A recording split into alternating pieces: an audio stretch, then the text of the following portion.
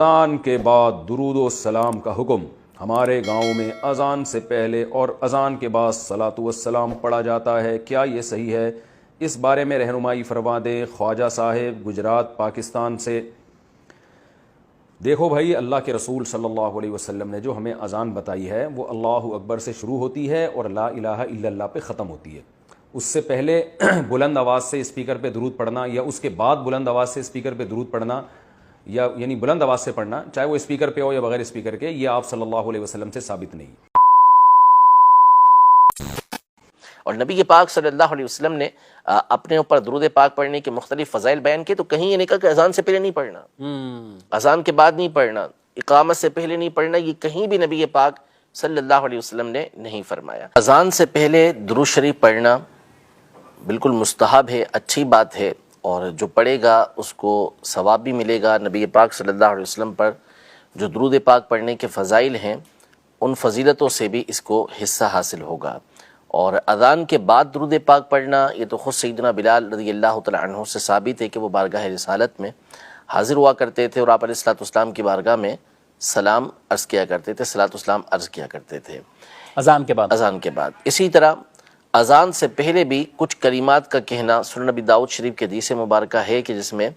حضرت بلال رضی اللہ تعالیٰ عنہ اونچے مکان پہ چڑھ کر اذان دیا کرتے تھے اور اس سے پہلے کچھ کلمات آپ کہا کرتے تھے جس سے لوگ متوجہ ہو جائیں۔ قرآن مجید فرقان حمید میں اللہ جل شانہ نے یہ ارشاد فرمایا، یا ایھا الذین آمنوا صلوا علیہ وسلموا تسلیما، کہ اے ایمان والو اس غیب بتانے والے پر درود بھیجو اور خوب سلام بھیجو۔ اس میں اللہ جل شانہ نے کسی طرح کی کوئی قید نہیں لگائی کہ آپ کھڑے ہو کر درود پاک پڑھیں، بیٹھ کے نہ پڑھیں، یا بیٹھ کے پڑھیں کھڑے ہو کے نہ پڑھیں، فلاں وقت میں پڑھیں فلاں وقت کے اندر نہ پڑھیں، کوئی قید نہیں ہے اس کے اندر، اس کو مطلق کہا جاتا ہے۔ تو جہاں شریعت مطہرہ روکے گی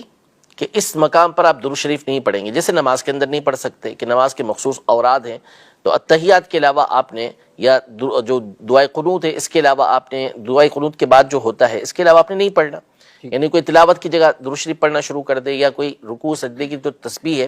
اس کی جگہ درود شریف پڑھنا شروع کر دے تو ظاہر ہے کہ اس کی اجازت اس کو نہیں دی جائے گی۔ اسی طرح کوئی مثال کے طور پر باتھ روم کے اندر ہے تو یہ وہ مقام ہے کہ جہاں درود پاک نہیں پڑھا جائے گا، کوئی بھی ذکر و اذکار اس مقام پر نہیں کیا جائے گا۔ اسی طرح قرآن سن رہے ہیں تو چونکہ قرآن سنتے وقت اس بات کا حکم ہے کہ بندے نے خاموش رہنا ہے، تو وہاں پر بھی وہ درود پاک نہیں پڑھے گا جب نبی پاک صلی اللہ علیہ وسلم کا نام نامی آئے گا۔ خود قرآن پڑھ رہا ہے اس وقت نبی پاک صلی اللہ علیہ وسلم کا نام نامی آ جاتا ہے تو وہاں نہیں پڑھے گا، نماز میں آ جاتا ہے۔ ہاں، تو اب بندہ جو ہے جہاں پر مقرر کیا گیا ہے کہ یہاں نہیں پڑھ سکتا وہ ٹھیک ہے، اس کے علاوہ کوئی ایسا مقام نہیں ہے کہ جس پر ہم اپنی طرف سے روک لگا دیں کہ یہاں درود پاک نہیں پڑھ سکتے۔ اللہ پاک نے واضح طور پر ہمیں اس بات کی اجازت دی ہے کہ ہم خوب درود پاک پڑھیں۔ اس کی سیدھی سمپل سی مثال یہ ہے کہ ابھی 7:10 ہو رہے ہیں، اگر ہم اس وقت ہاتھ باندھ کے نبی پاک صلی اللہ علیہ وسلم کی بارگاہ میں درود پیش کرتے ہیں تو اب کوئی کہے کہ اس پر دلیل کیا ہے؟ روزانہ ہماری عادت ہے کہ ہم اس وقت مثال کے طور پہ 7:11 پر درود پاک پیش کر رہے ہیں، تو اگر کوئی یہ کہے کہ دلیل کیا ہے تو اسے کیا کہا جائے گا؟ اسے یہی کہا جائے گا کہ اللہ پاک نے ہمیں اس بات کی اجازت دی ہے، ہم دعا مانگنا شروع کر دیں اس وقت۔ کوئی کہے کہ بھائی اس وقت دعا مانگنا کہاں سے ثابت ہے؟ تو ہم کہیں گے کہ قرآن پاک فرماتا ہے وقال ربکم ادعونی استجیب لکم، آپ کا رب فرماتا ہے کہ آپ مجھ سے مانگو میں تمہیں دوں گا۔ تو اللہ پاک نے مطلق اجازت دی کہ ہم کسی بھی وقت دعا مانگ سکتے ہیں، تو اسی طرح مطلق فرمایا